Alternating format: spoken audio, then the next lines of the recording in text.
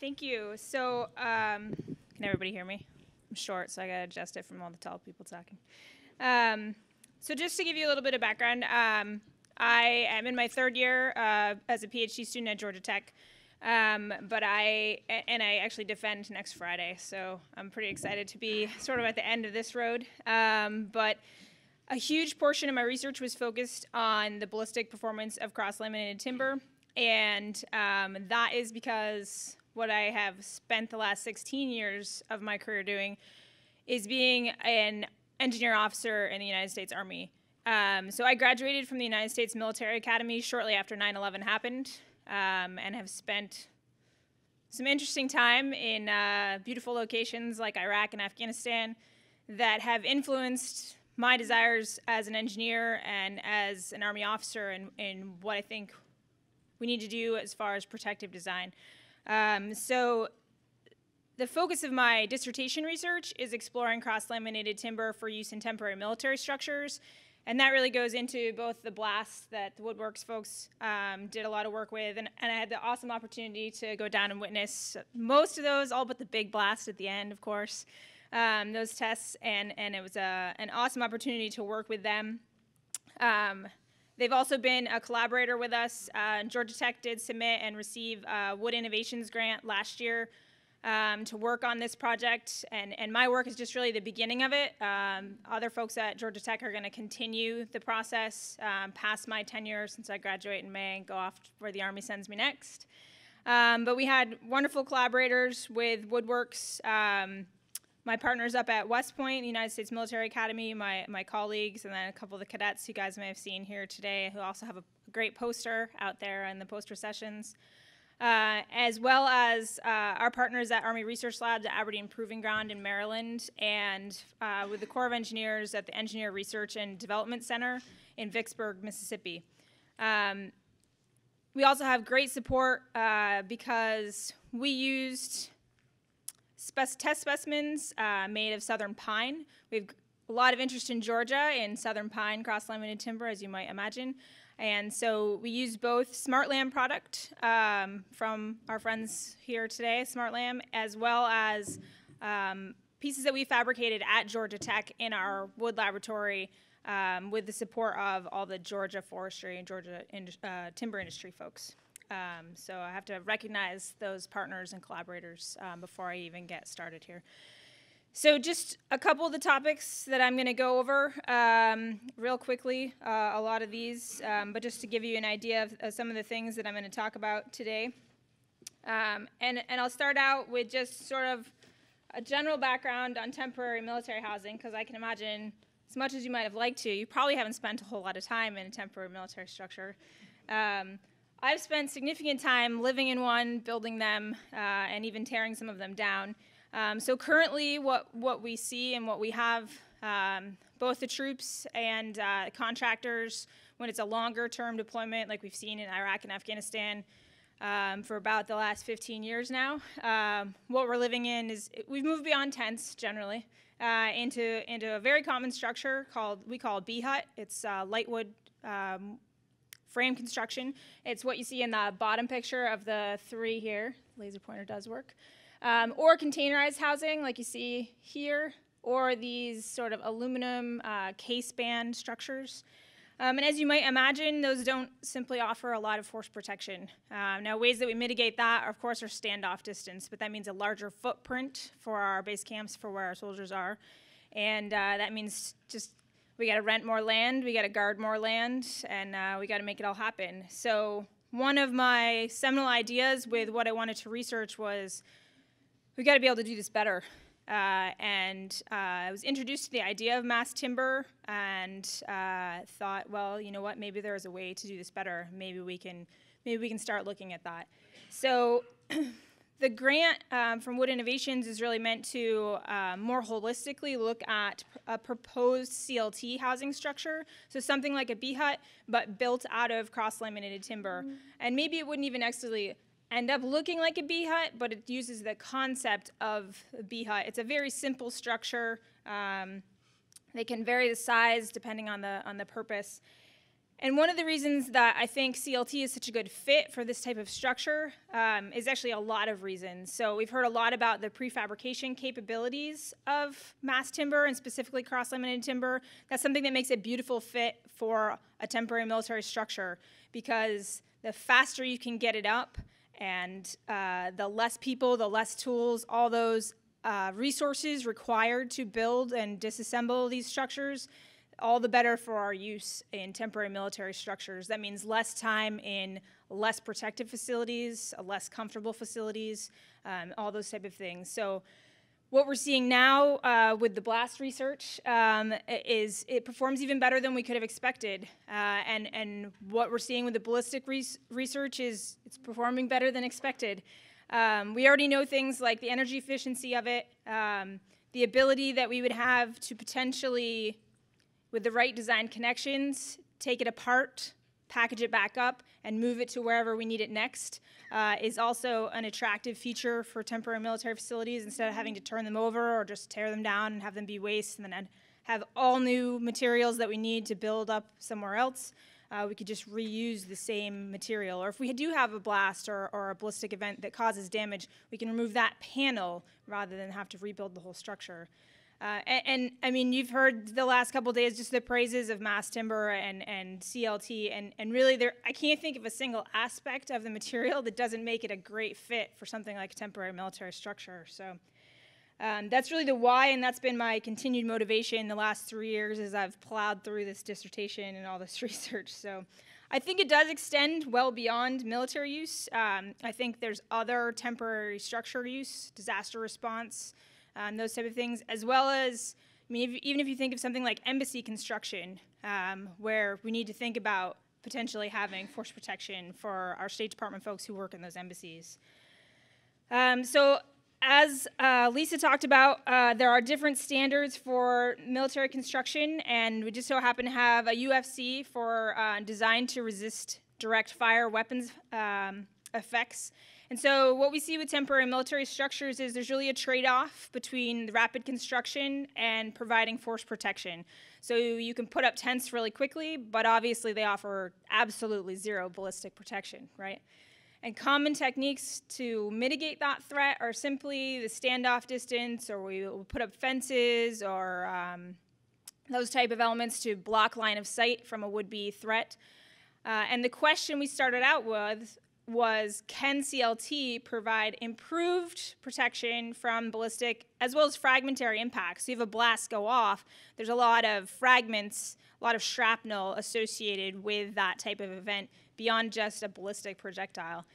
So we had the UFC standard, and we started to look at, and personally have seen damage to these facilities in less than friendly places.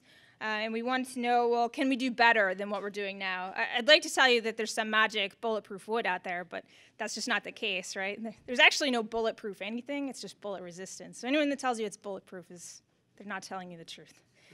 Now, as a civil engineer, what this meant was I really had to get into, out of my comfort zone and into an area of penetration mechanics. I'll just suffice to say that it's a very complex field, and there's a lot of factors that influence this scenario.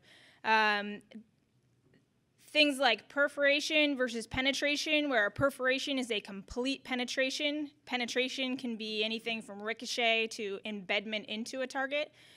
So what you have happen is you have two bodies moving at some relative velocity. Now, typically, in this case, one of those bodies is not moving. That would be the target, or that would be the CLT in this case. And then you have a much smaller projectile and relative to the size of the target. And so the reaction of the material of the CLT, that impact reaction, is dependent on the forces and the stresses that small projectile creates in the system. And some of the factors that weigh into this type of research for the projectile are things like the weight, the diameter, the nose shape, the density, all those parts to the projectile. And then for the target, it's again things like the density, the hardness of the material, especially for wood, the toughness, and then of course the thickness. Now, when I take something like CLT to an Army ballistics lab where they're used to testing armor materials or body armor, they pretty much laugh at me and say, you want to shoot at wood? But there's a long history of wood being a very resistant material. Old Ironsides here didn't get her nickname because she actually has any iron in her hull at all. She's 100% wood. And even the Japanese used wood product for their roof protection in their bunkers, and we couldn't figure out for the longest time why we couldn't get through those bunkers. So wood actually has a long history of being used as a protective material. We've just veered away from it with materials and such as steel and concrete. So I think what we see with mass timber is an opportunity to re-engage that material of wood and look at it again for protective design. Now the UFC existing has an equation that allows you to calculate for the thickness of wood required, and that's based on those variables you see there, the diameter, the striking velocity, the hardness, the density. But what we found is that it doesn't really fit for CLT. More than likely, it was developed based off of thin dimension lumber and plywood. And so when you look at it from a mass timber perspective, it doesn't fit well. That equation doesn't work, and I'll show you that in just a second. So for our ballistic testing setup, we conducted testing at 2 Army research facilities with my forced labor of the cadets this last summer. And as well as the summer prior, I had another cadet who's graduated and out serving the Army, doing great things now. And we investigated a variety of striking velocities. We gathered the data based off the residual velocity, if it was a complete penetration or perforation through the target, or the depth of penetration if the round or the projectile was embedded in the target. And we did this for a whole variety of CLT thicknesses to develop as large a data set as we could get in the time that we had from the labs. Basically, they gave us the time with the labs, so that was nice. We examined 2 different species of wood, as well as something that I've named enhanced CLT, and I'll talk to you about that in just a second. So we looked at the southern pine wood that we had manufactured at Georgia Tech in our labs, and hopefully we have a commercial southern pine manufacturer soon so we can continue testing, as well as Smart Lamb's product with the spruce pine fir south. And the first summer, we looked at some micro CT scans to look at the projectile path as a non-destructive imagery technique. And then we also cut and actually did destructive to see the cross-section and to look at the visible cross-lamination influence that wood, the resistance mechanisms of the wood, and the damage being caused by the projectile as it passed along that path, specifically trying to identify how much energy is absorbed. We also tested some weathered specimens, so we took 2 specimens, 1 of each species, and put it in a water bath for about 2 weeks, and another 2 species and put it in a fog room for a while. And the idea was to elevate the moisture content of those species because temporary military facilities aren't necessarily going to have any kind of exterior protection, or exterior coating, or anything like that. So we wanted to make sure before we went too far down this path that the material didn't have degraded performance related to increased moisture content. And so what you can see on the graph here, on the x-axis is the striking velocity, on the y-axis we have the residual velocity. So we were shooting at relatively thin specimens, trying to gain that how much velocity were we losing or how much energy was the wood absorbing. And then the different color symbols there, so the green would be all the dry southern yellow pine pieces that we shot at. The light blue is the fog room, so slightly elevated moisture content, and then the darker blue was the water submerged, so much higher water content. And you can see they're generally grouped. I mean, there's variability. There's a lot of variability in wood, we know, and there's a lot of variability in ballistics. So it's a highly variable problem set, but what we're not seeing is a distinct difference between the higher moisture content specimens from the drier samples. So took the data and started to look at the existing ballistic models. And so the 2 straight curve lines there are based off the equation that UFC gives, predicting the thickness of wood required to stop a projectile under the conditions that we were using. So based on the size projectile, the weight of the projectile, and then the striking velocities along the curve, along our x-axis here. The wood thickness predicted is those lines. However, based on the CLT testing and the data we were collecting, the actual wood thickness is the data points you see significantly lower than what the UFC predicted lines were. So I looked at the data and I took the equation and recalibrated it based on our data to devise our own CLT ballistic predicting tool. So now we have, using CLT of this density, of this hardness, based on these striking velocities along the x-axis, then we could predict the depth of penetration to stop along those striking velocities. Now the key to this, and this is really goes across the board with penetration mechanics, is this is calibrated to the data set that we collected based on the projectiles that we shot with. And those were fairly limited for a number of reasons. Some have to do with security concerns and things like that, but fairly limited to a round and a blunt-nosed projectile. One of the next steps is to look at more what you would think of with a rifle round, a more ogive nose, so more oval, designed for penetrating through things. And that could change. What I wouldn't do is take my model here and shoot at it with a round that has a different nose shape and expect this model to fit. Like many models, it has to be calibrated to the parameters that you're using. So this is calibrated to the rounds that we shot. The goal is to continue to build off of this model to then use it for other projectile types, for other CLT types, other mass timber products potentially, and to be able to predict its performance based off expected striking velocities. What we do see, and a nice aspect, a unique characteristic of a wood product like cross-laminated timber, is the ability to dissect it after the ballistic testing. You can't do that with very many products without doing damage that you can't tell if it's from the destruction or if it's from the projectile. And so it allows for that visual examination and assessment of the failure modes. And to some extent, it allows us to identify reasoning behind outliers. So if we shoot at it and it doesn't penetrate as deep as we thought it would, or maybe it comes out at a much higher residual velocity than we expected, we can dissect it and we can look at, is there something about the wood? Is there something about the characteristics of either the alignment of the grain or the directions or the amount of early wood versus late wood, or is there a knot? And knots are actually really great for ballistic. So in a way, my advisor says, you know, we need knottier wood. We need knottier wood for those interior plies. So it just makes CLT, you know, it's an upvalued product to begin with, but maybe there's potential for even more of that type of product, specialized design, because knots are significantly harder, and it's like putting a rock in there, right? Now the projectile has to go around or somehow through that much harder wood than what it thought it was going through. And so it's interesting to take apart the test specimens and look at it from that perspective. So one of the other things I touched on was this concept of enhanced CLT.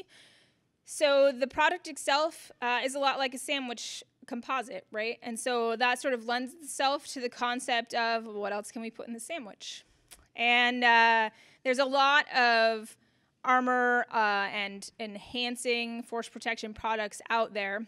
We explored a couple different ones. Now, some of them just simply they sound great, but there's a number of issues with them. So it sounds great to put a steel plate in material like this, but man, does that really increase the weight of those panels. And now, how much more resource are you going to need to build out of that? How easy is it really to build with it, and those type of things? Yeah, it'll stop pretty much anything. So if that's what you're going for, then you got a winner. But we did also have some delamination issues, and we really need like a chemical engineer on our team to to help us figure out what the right adhesives and that type of thing are. But we wanted to explore a full spectrum of enhancing layers to potentially add to this very specialized purpose product, and look at what could the options be if we wanted to design a panel with a specific purpose of for an embassy in an area where maybe we have higher threats, or for temporary military structures. So things like perforated metal, where we still get the same effect as maybe a metal plate, but with a lot less weight. Slightly more expensive than a steel plate because it takes more work to make that perforated plate. But at the cost of, there's a lot of trade-offs, just like anything in construction, right? The material in the middle there is ultra high molecular weight polyethylene, really amazing material. It would stop pretty much most projectiles all on its own, but it doesn't have the strength or the stiffness that the wood provides. But it's also astronomically expensive right now. So it all depends on what your budget is. We did look at some aramid fiber panels. That's what's on the lower left there, and they performed really well. We had to up the velocity quite a bit to actually penetrate through that material, but also an expensive product. Not quite as expensive as the UHMEP, but still up there. And I think one of the things that I saw the most promise with this is the bottom right-hand corner. Actually, I just used a woven robing fiberglass, saturated it in epoxy, took 4 plies of that, and put it in. We tried 2 different variations. The top there, the 4 panels are together between the 2-ply and the 3-ply CLT. And we looked at all these with it in the center because we didn't want to compromise the strength of the stiffness of the overall CLT panel. So we wanted to stay as close to that neutral axis as possible in the overall cross-section of the panel. And then the bottom one, we put a layer of the woven roving between each of the wood plies, which is really challenging to produce. So the one with the 4 plies all together actually had fairly decent performance. And I think the fact that there was just 4 plies of that fairly inexpensive fiber, there's a lot more potential to look at these type of materials, these type of E-CLTs, as I've called them. So in conclusion, and looking at the future ahead, what I think we've accomplished is determining that the existing UFC standard that tells us the required wood thickness is not fitting CLT well. It suggests that CLT outperforms conventional, and I can pretty much say it doesn't just suggest. It pretty much hand down blows away what we would expect from plywood and dimension lumber. As well as the development of the initial model that we can continue to expand upon to include additional factors such as that projectile nose shape, hopefully more wood types, more thicknesses, more specialized layup configurations, more E-CLTs, maybe something where there's a hardwood layer or something like that in it. The way ahead includes work that the cadets are going to do looking at residual capacity based off of damaged panels. So they're going to shoot up a bunch of panels and then see how much strength and stiffness it still has. I know they're looking forward to that. And then working towards UL performance levels so that this aspect, as unique as it is, can be included in future UFC with regards to mass timber and building with mass timber for DOD and federal government construction. And hopefully someone will take on additional E-CLT configurations as well. So thank you very much for your time today, and I hope you enjoyed the presentation.